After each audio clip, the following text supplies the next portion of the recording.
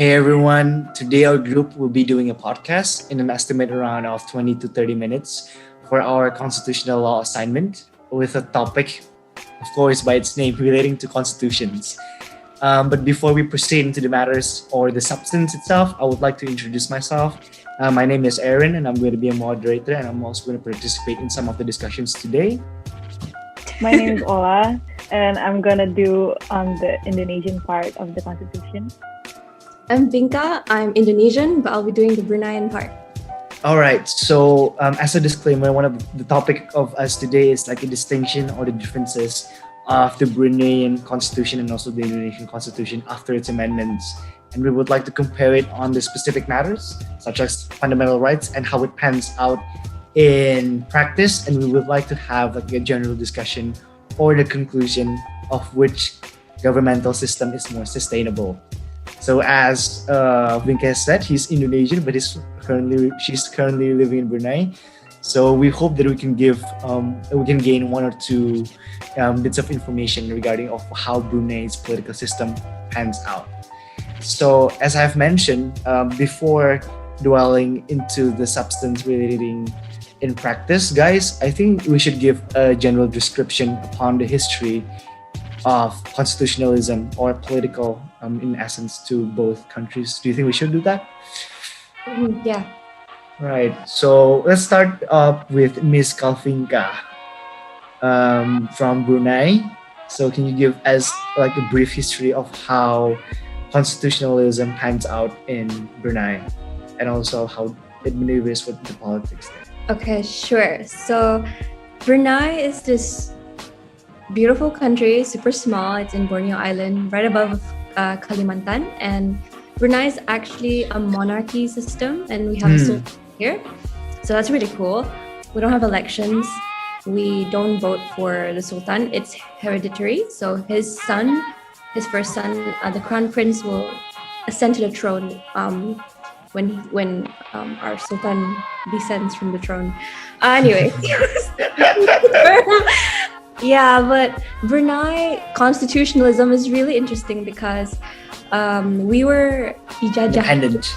No. Oh, you were invaded. Yeah, we were invaded by the British. They took our oil, but they gave us a lot of things too. So a disclaimer, Brunei loves Britain. But yeah, the British invaded us and we gained our independence in 1984. But before our independence, we already had a constitution set in place.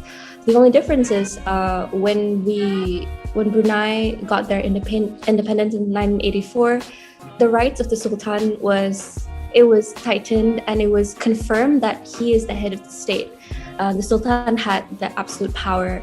And so right now, honestly, after living 17 years in Brunei, I haven't read their constitution because I feel like it's not something that people just randomly abide to. No, yeah. No, not really. I feel like people do abide to it. I just feel like people don't read it the way that Indonesians know the 1945 constitution. You know, like everybody just refers it to the constitution 1945 in Indonesia. Right. Like people know what that is. But I think in Brunei, like people don't really understand or know the substance of the constitution. So I myself had to go through it and I realized like it's a lot of things and I didn't know that was stipulated in the constitution. So it's really cool. Yeah, that's Brunei constitution in a nutshell. So in part, do you think that the legal culture is missing from Brunei society on its own constitution because it is a monarchy? I think yes, because I do feel like it's taken for granted, like the system here. We live really well. We're very blessed with we have free education, free healthcare, and it's all stipulated under the constitution. I just realized that. I just thought it was some random law, but it's in the constitution, you know, all these rights that we have, that Bruneians have. But of course, green IC holders, green identity card holders, or like KTP tapi buat like foreigners, we also get like really cool benefits as well. So even though the legal understanding is not really in everybody's mind, people do have an understanding of like what benefits they have from living in Brunei. That's actually very interesting, knowing that we have some monarchies still present in the world. We have like Britain, in the form of constitutional monarchy, as we have learned in class that Mahaarum teaches us. But here in Brunei, I have, maybe all we have the same question in mind as Indonesians. Is then the constitution binding towards the high state officials, including its sultan, in a sense that no one really knows about it? But in a sense, you have a constitution that should be the way in which how the politics in the nation maneuvers. But is it binding, and is it like dipatuhi with the people? Does the people really follow the constitution, or at least the government? Oh, for sure. I do feel like just because Bruneians don't necessarily know the constitution word by word, like I didn't know the constitution until I had to read it up for this project, and I've been living here 17 years. But I feel like we do abide to it because the constitution, like Indonesia's constitution, talks about our fundamental rights and the arrangement of the state. And so for us, we know that Sultan is our king and our prime minister and all that. So we know and we do abide by it.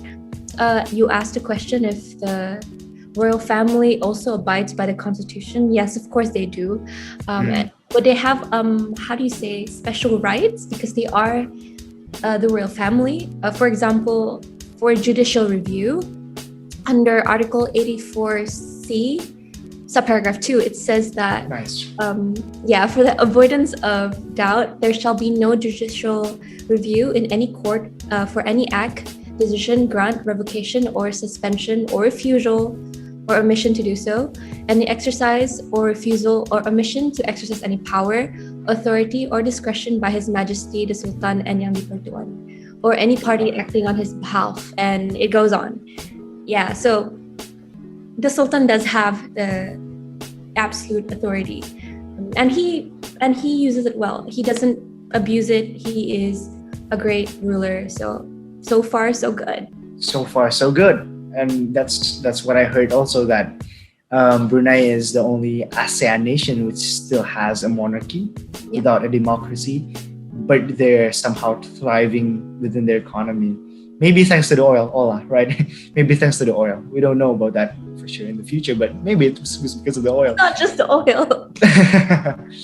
All right, so maybe enough a little bit in regards to Brunei. So what I can conclude is that the head of the state is actually also the head of the government. Like you don't have distinctions as in Britain. Like the prime minister, it's not the head of the state, but it's only the head of the government because they have the queen there. But in regards to Brunei, it is a double position that they are both the head of the government and also of the state. Right, cool. So you also, and if I might conclude furthermore, the head of the state is actually bound by the rule of law, but they have special rights or exceptions. So it's like pseudo rule of law binding towards them. That's actually very, very interesting. So moving on to Ola, our Indonesian guest today. So can you give our friends here in Indonesia a brief example and illustration of Indonesian constitutionalism? Brief. Okay, thank you, Aaron. I think what I've prepared is more theoretical than ringkas. Yeah. So I think I'm gonna try to make this as brief as possible. So I think I'm just gonna go ahead and start at 1945. So at that time, when the constitution was formed, Indonesian followed a more presidential system. So the president still holds the power to run the government, but in doing so, the president is still accountable to the People's Consultative Assembly, or as we call it in Bahasa, Majelis Permusyawaratan Rakyat. In the roles of the government prior to the amendment, we can see that MPR still held the highest power in the government. Even though the president still has authority and power, it's all still under the MPR supervision. And for DPR, House of People's Representatives, they're more towards supporting the president rather than supervising. So yeah.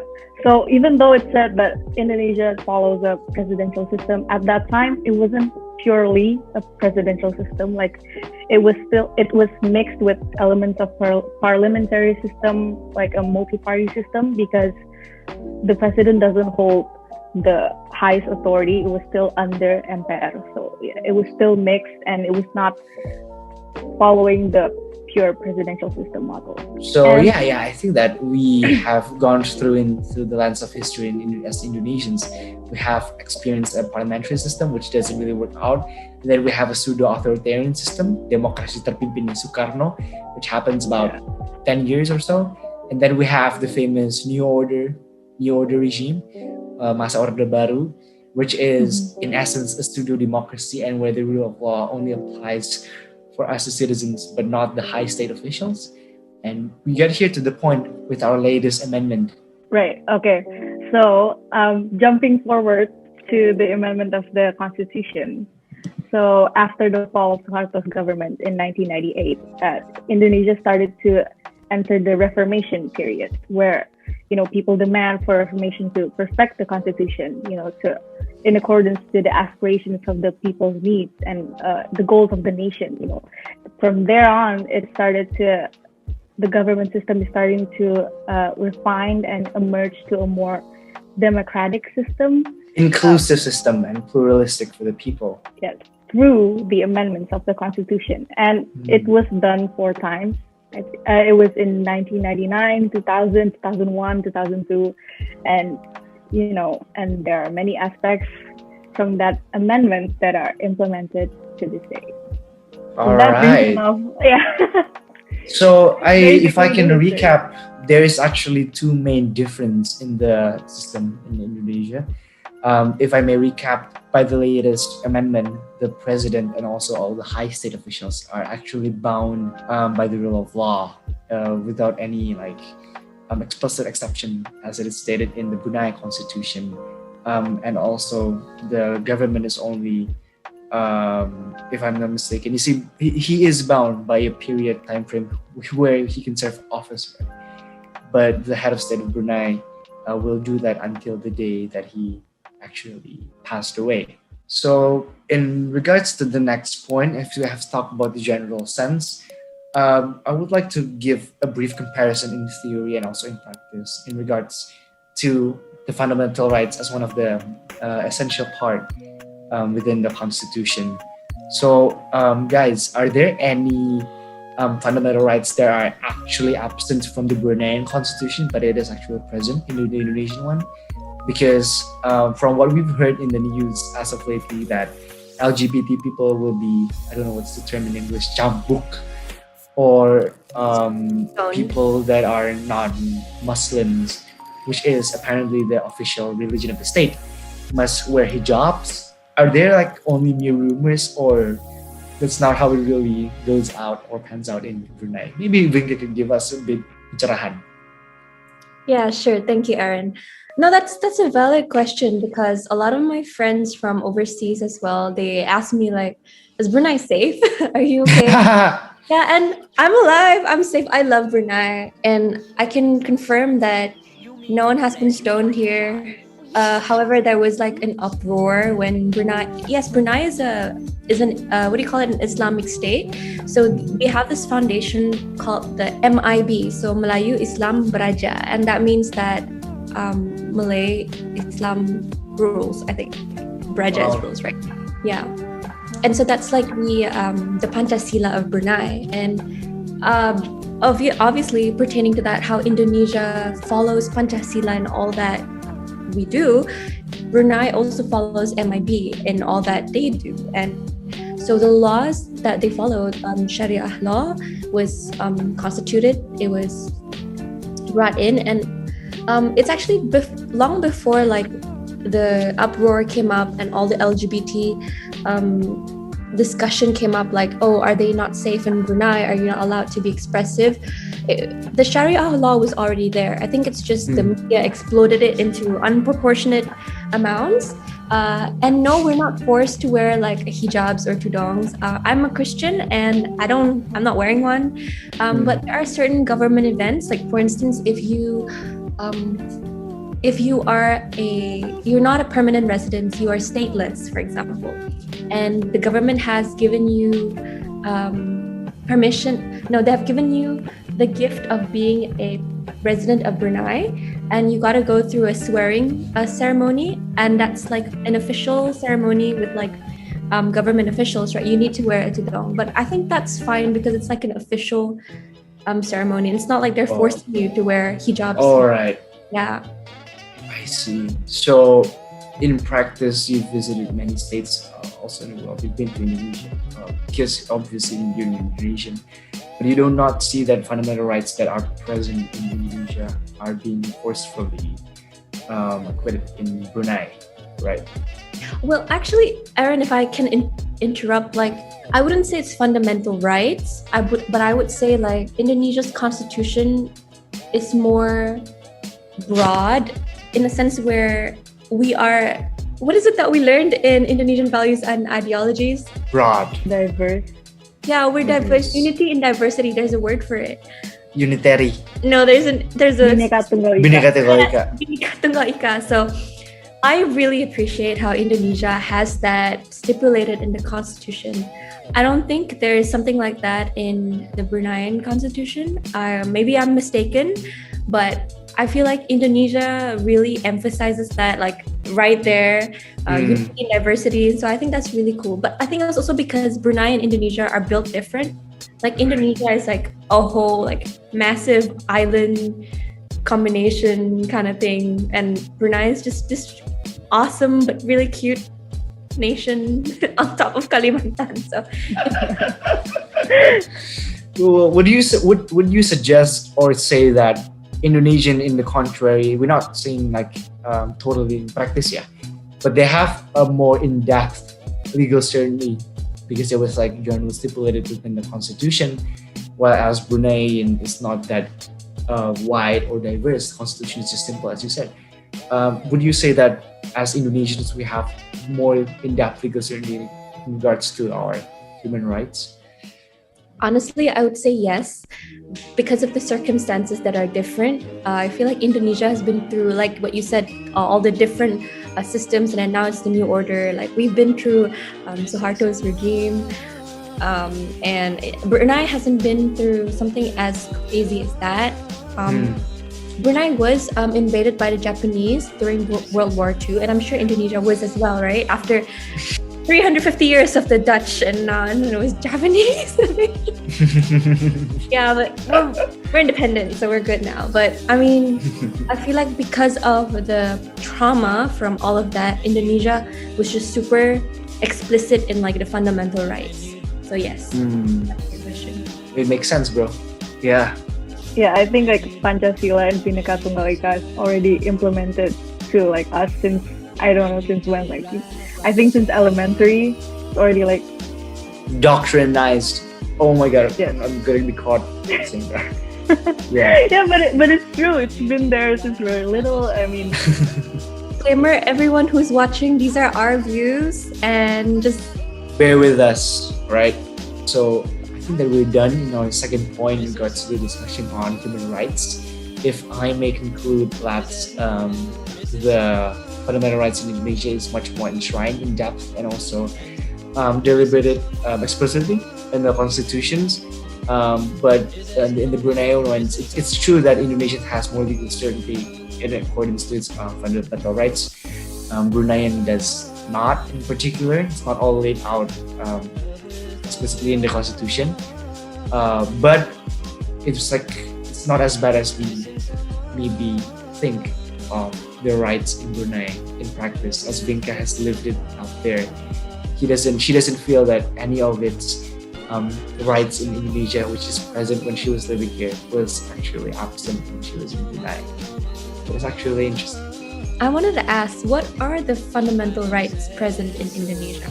okay, I think after the amendment of the constitution, I think the first, besides the fundamental rights, I think the first right that we can see is very noticeable is the change of the election for the president. So after the amendment, we have direct to the general election for the president and vice president. But other than that, in the constitution, after the amendment, there's freedom of expression, freedom of press, freedom of information, and other human rights in the constitution.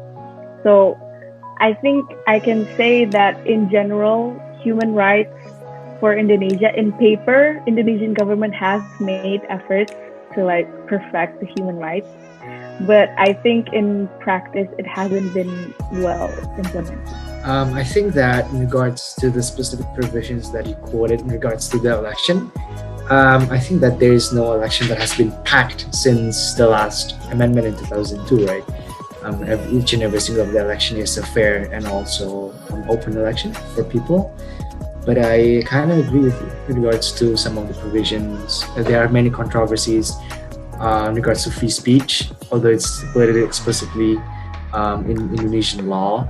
It may have some malpractices, but we do believe that as a law student in FHUGM, there's a sense of legal culture which is like inscripted within the hearts of the Indonesian people in regards to not their daily practices. Come on, like we cross the street, there's no like traffic regulations here. We don't care about that, but we do have a sense of constrainment to the people who are in power, and I think that could be deliberated by the free press.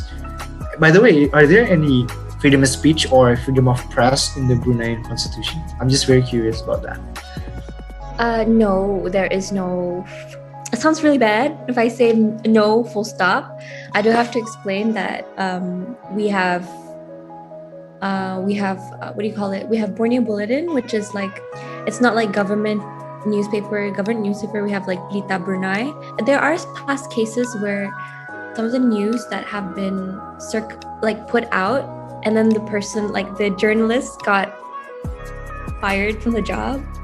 But that's because like there were like, I think there were like errors in the article that were pertaining to like a visiting ambassador from another country. So it was a grave mistake. So I don't think that's like because Brunei doesn't have like a freedom of like expression or anything. But I think individual freedom of speech, we don't have like an article that stipulates it like in Indonesia.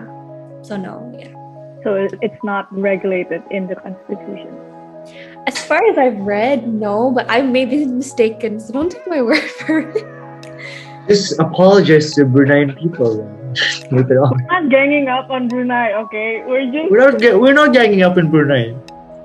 We're just like finding facts about it, because I don't really know in general what like Brunei's constitution is stuff. So it's kind of like I'm curious to know. By the way, guys, it leads to my next question. It's a very interesting one because if I'm not mistaken, if my ear recalls it correctly, Calvinca said that if Indonesia has Bhinneka Tunggal Ika as the main semboyan, Brunei has this semboyan, and it's called MIB in short, which stands for Melayu Islam Beraja. So if I may confer, is this based on the two most predominant race and also religion in Brunei? Yes, you are right. MIB, Melayu Islam Beraja, basically Malay Islamic monarchy, and they are the official and dominant religion and race in Brunei. In that regards, Vinca, if that's the semboyan, does the constitution of Brunei actually allows discrimination of a particular religion or a particular race? Well, on paper, like for instance, after the amendment in the Article 84A, it does show like some inklings of discrimination or intolerance, as people would say. But I feel like that's super extreme. I wouldn't say it's harsh, is it? It's very harsh if you would say it's like discrimination or intolerance, right? Because as law students, like those words have a legal standing and threshold for what discrimination is. But anyways, like coming back to the topic, and under Article 84A, it is stipulated that only Malay citizens professing the Islamic religion qualify to be appointed to various important offices, such as the Attorney General or in the Legislative Council or Auditor General, stuff like that. So I do think like because it is an MIB, like Melayu Islam Beraja, so Malay Islamic monarchy, obviously the values instilled in the constitution will reflect that, such as Indonesia and Pancasila. So, yeah. What do you think is your opinion on it, Olanda, as an Indonesian who is not quote-unquote discriminatory? I think because the majority of Indonesia is Muslim. There's also majority follows in Islamic law. So discrimination definitely still exists in Indonesia because we're a diverse country and there's so many social and cultural norms in different regional areas. So it still can be seen. And I guess back again to the practice of the human rights, I think it hasn't been that strongly implemented, even though it is written in the Constitution. I don't think it has been implemented that well. So if I may conclude, ladies and gentlemen, so in regards to the human rights in Indonesia and Brunei, there are many explicit human rights that are written in our fundamental constitutions in Indonesia. But as we've known that in Brunei, the constitution is not really that meaningful, it's not really referred upon because they are actually a sultan state. Some of the provisions that is described in 1945 Undang-Undang Dasar Republik Indonesia was not present in the Bruneian ones. But even so, we believe that even though there is some human rights that we have mentioned in a de jure manner in Indonesia, but in a de facto practice manner, it's still not up to the de jure standards which is in the constitutions. As Olanda has described, there are some human rights violations in regards to religion and race. But Brunei, there might be a slight difference, as Vinca says, that in a de jure manner, it is discriminatory in paper, quote unquote. But in a de facto manner, it is quite questionable, but it's not as harsh as what the media says. So that's kind of interesting that we have opposite end of the spectrum in regards to the discrimination thing. Okay, if I might add a little bit, Aaron, I think for Indonesia's human rights in general, I think if we talk about the lack of practice in Indonesia, the substance of the law is obviously one of the root of the problem, but also like how we choose the people in authority to practice the law, to adjudicate the law and human rights. If the people that are in authority, that are in power, are not taking this issue, the issue of human rights seriously, then how are we gonna practice it? I agree with you. I think that the Constitution itself has made it clear, but we need the laws which interprets the Constitution that must be put in place, must be made by elected officials that have good integrity and also knowledge and legal substance. Yes, definitely. After we've discussed the history, the background, and also the brief summary of the Constitution, first, if I may recap. Second, we talk about the specifics such as the fundamental rights, what are the pros and cons, and also what the major differences and also similarities. Now we're in our third talking point, which is, Vinca, you want something to say? Yes. Okay, I just raised my hand. I wanted to ask, because you did ask me like if Brunei has like press censorship or all that, and I actually found an act. It's called the Sedition Act, Sedition. I think that's how you pronounce it. The Sedition Act, which provides prosecution for newspaper publishers, proprietors, editors who publish anything allegedly having a seditious intent. Also with press and media freedoms, they require local newspapers to obtain operating licenses prior to government approval of foreign editorial staff. And it goes on. Freedom of speech and expression. Members of the LECO are allowed to speak their opinions freely, but they are prohibited from using language or exhibiting behavior deemed irresponsible, derogatory, scandalous, or injurious. Anything that will offend or challenge the royal family's authority. But I think that's like the same in Indonesia, because I'm not sure. I want to ask Ola, like, or Aaron, like, is it like that in Indonesia? Well, if I may chime in, Ola, I think that the provisions here, we do have something, because the freedom of speech in Indonesia itu bukan kebebasan yang sebebas-bebasnya. It still has restrictions, which is also stipulated in our constitutions. But the one that you're talking about specifically into the state officials in Brunei, I think that's a very broad, rigid provisions that can lebih karet lagi. It can stretch like a rubber band more than Indonesian ones, because in our Indonesian law itu hanyalah komen atau perkataan yang menyinggung harkat dan martabat dari presiden. It's as simple as that. That in itself has caused some problems, I believe, yeah. But from what you're explaining, it seems that it is harder to critique the Bruneian head of state and also its families compared to the ones in Indonesia. I think there is also like a relevant example, like banning videos at TikTok.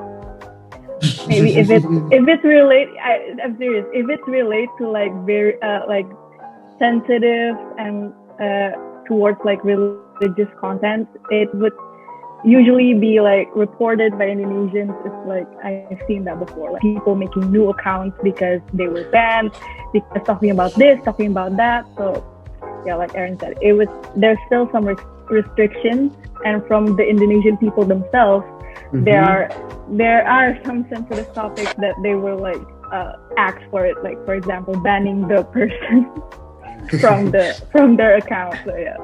And I think that three of us were in agreement that in a de jure manner, maybe the law in Brunei is a bit more harsh on fundamental rights, but in a de facto manner, I think that both is not living up to its expectations.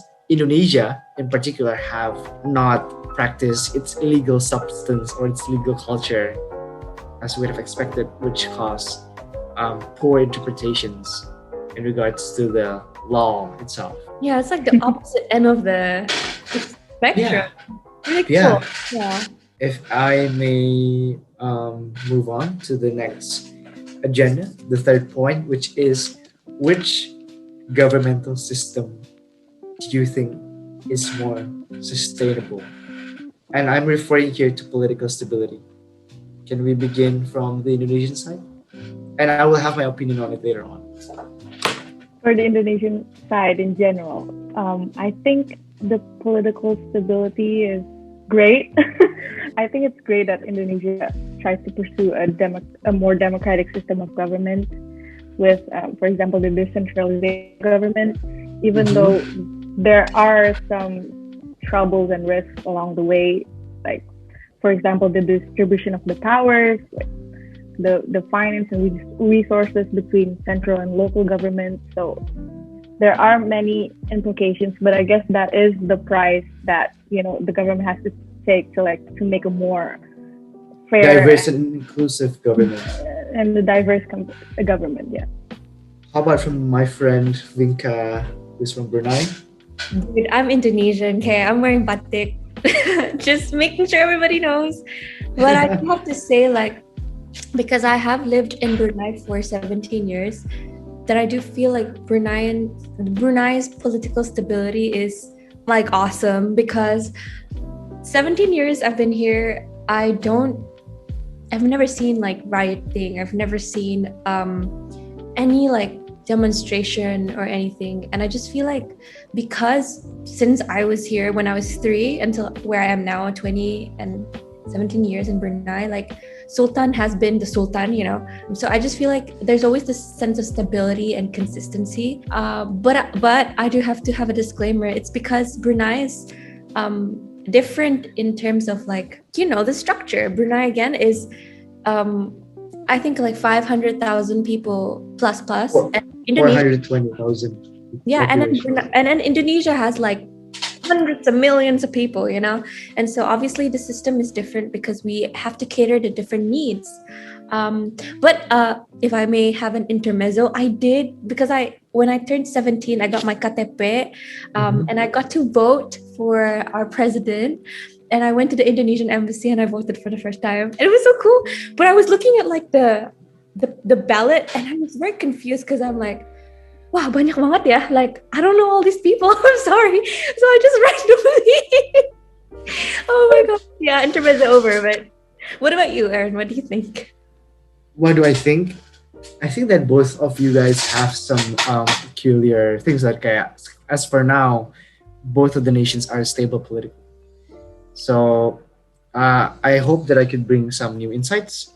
But in regards to my opinion, for sustainability of the government system, I think that we have to all in all reflect upon how the government itself and its high-ranking officials live up to its rule of law.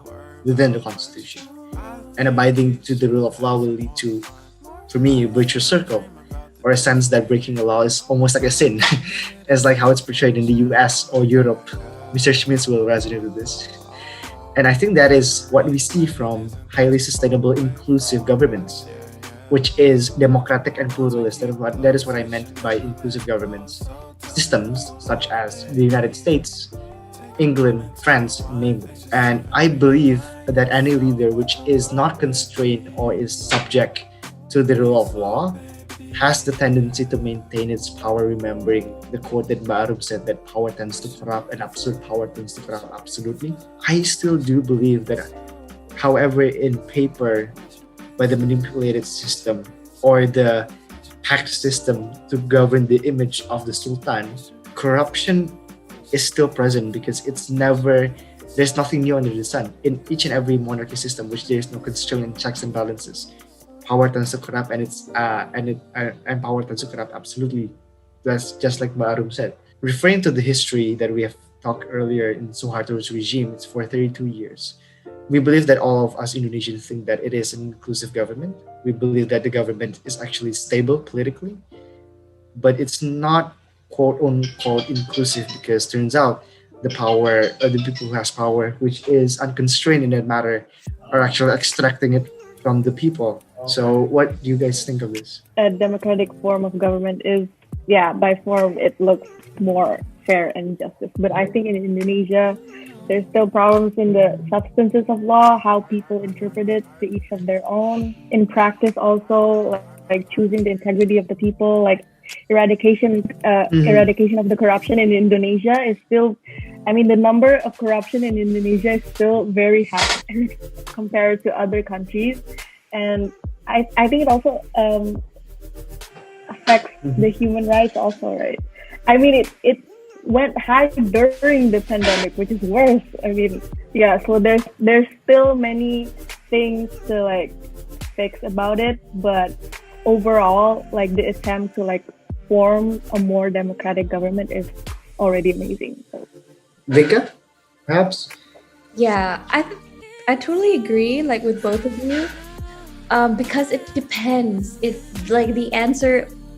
I think one of our lecturers ever said the classic law student answer is always it depends, because it always depends on the situation at hand, the case at hand, and in this case the country at hand.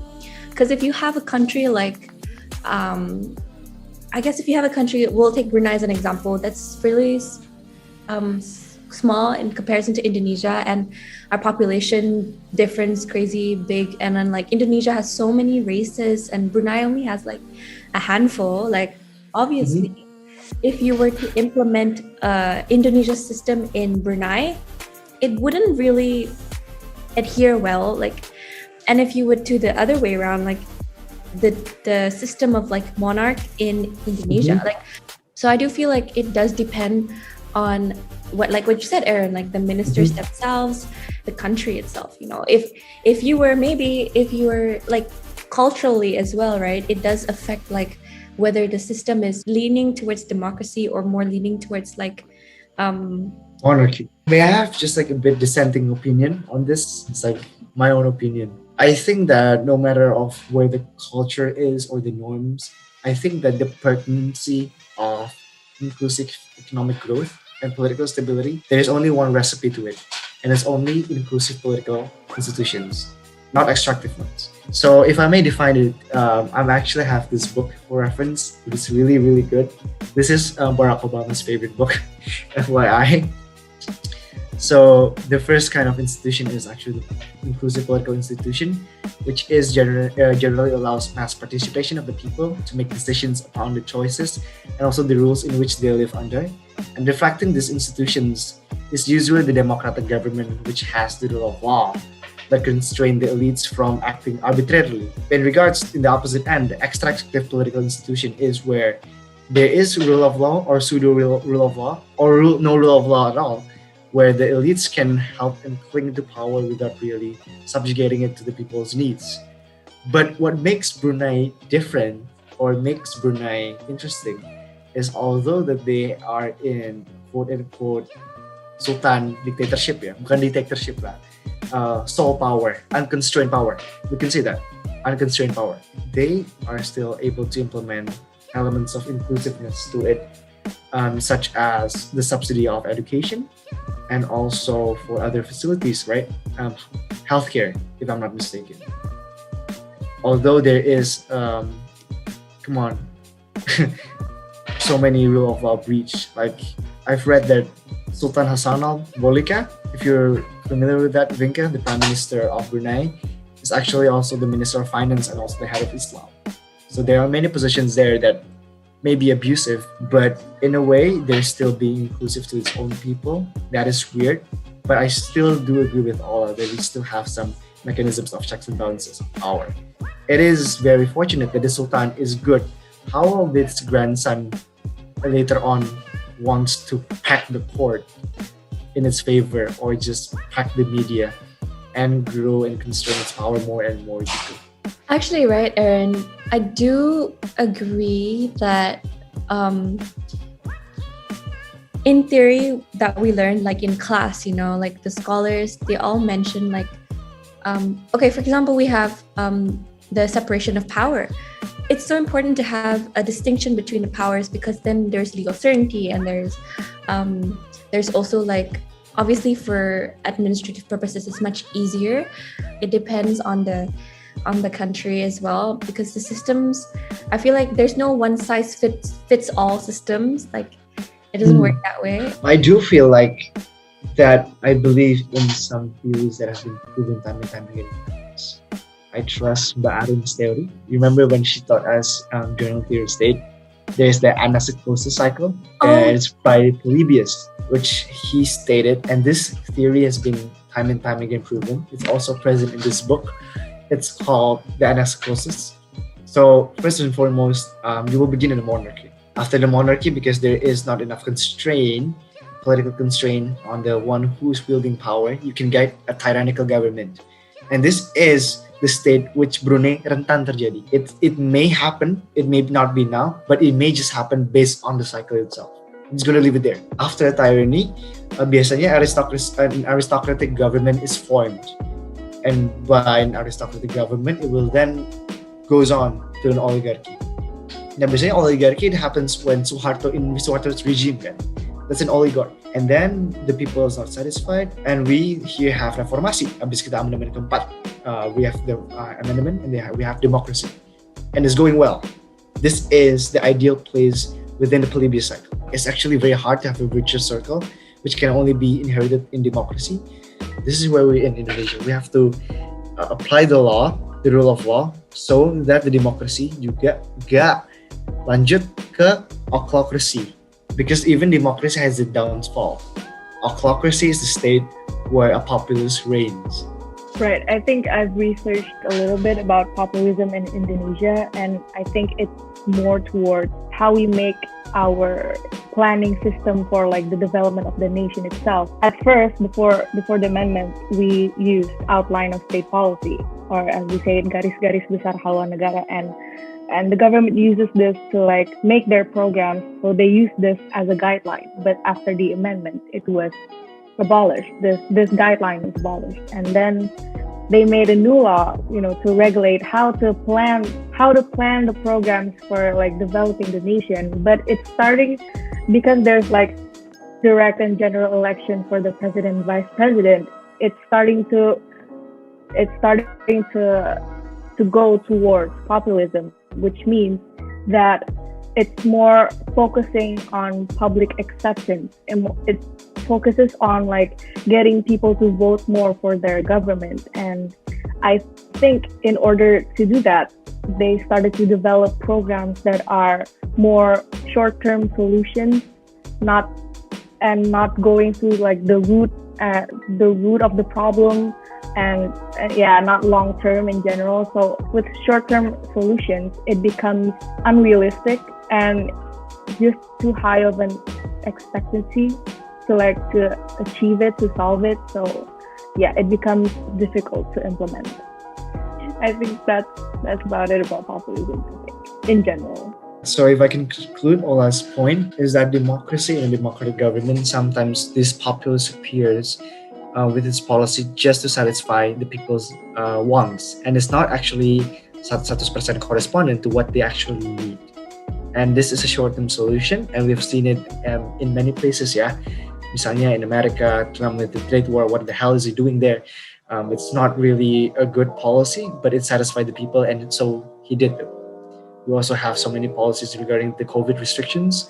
Bolsonaro tadinya in Brazil rejected the lockdown and all that based on the people's want. And I think that is where democracy can instead be kind of unhealthy.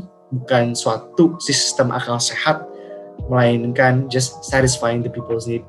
Buat apa? Only for votes, and votes. Yeah, and I guess it's not good for the long term of the sustainability of the government itself. But I think that we can agree that that's the best that we got. The best from the worst. Yes. Question. Definitely. Yeah, sure. Go on, bro. Yes, Vinka. Yeah, because we're talking about like sustainability, right? And since democracy is theoretically like the best solution, as you know, from all the scholars that we've learned in our classes, but democracy is based on the rule of law, right? I remember that in Mahaarum's class, we learned about two types of rules of law. So there's the thin and there's the thick rule of law, where the thin one emphasizes on the formal aspect without considering whether or not the legal system is democratic. For instance, only the relevant state institution like the legislature who can legally stipulate the statutes. It should be general, understandable, applicable, clear, consistent, perspective, and etc. Nice.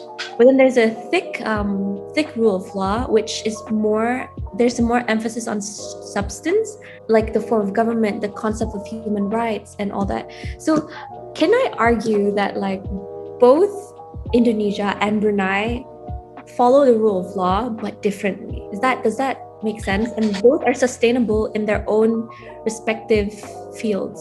I think in regards to democracy, because you refer to democracy first and foremost, it is a system based on meritocracy. It's never because you're the son of who, you're the daughter of who. And I think in Brunei, the sense of meritocracy is still not there. But again, in regards to your question for the rule of law, I think that there's many kinds of constitution, thin or thick. But what matters the most, both nations have constitutions, tentunya. But at the end of the day, what matters the most is there a supremacy of law? Is there equality before the law? And I think that only through that, both premises, can we get inclusiveness and democracy, well-functioning democracy, without discriminating anyone. The president is just as liable as me. And that's my opinion. People have different opinions, guys. This is a discussion. That reminds me of like this scholar, his name's A.V. Dicey, and he talks about three elements of the rule of law. There's supremacy of law, equality before the law, which you have mentioned, and the last one is constitution based on individual rights. So, I mean, we've been talking about the Constitution, so cool. Thank you very much, Ms. Vinka and Ms. Olanda. This has been a very fruitful discussion, I believe. It's more than an hour. I don't know if it's going to be trimmed and put on less than an hour, but I've been really enjoying our time discussing, seeing from others' perspective, from other nations, not as in only country-wise, but based on different political system. It's been really fruitful, and I hope that people who is watching this podcast, and also Mahaarum in particular, will be fond of the substance that we have delivered. My name is Aaron Tirtha. My name is Olanda. My name is Vinka. And we are signing out. Peace. Thank you, guys. Bye. Give us high marks in the room. Bye. Bye.